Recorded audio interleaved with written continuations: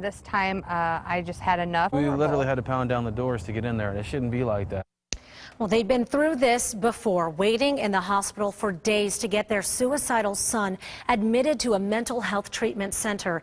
ABC investigators first told you about the shortage of facilities for children last week. Well, tonight, ABC 15 investigator Lauren Gilger shows you the extraordinary steps this family took to get their son help before it was too late.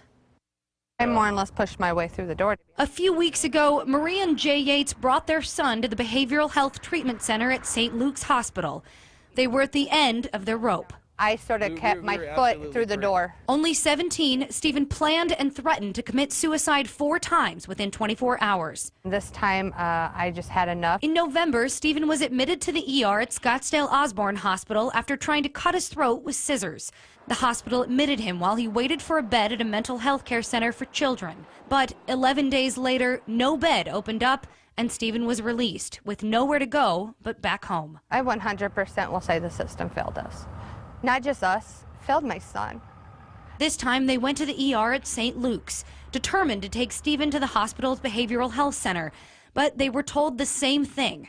There were no beds. They were not even willing to admit him. They were going to keep him in the ER until a bed opened up. They say doctors told them that could take up to 10 days. So we said, to be honest with you, we're not going to do this. The Yates left the ER this time, and even though the hospital called Child Protective Services on them for going, they were determined to get their son treatment, no matter what. I took him to get help, and I got to worry about them calling CPS on me because I took my son to the friggin' emergency room, and I'm just trying to take him over to the mental health facility.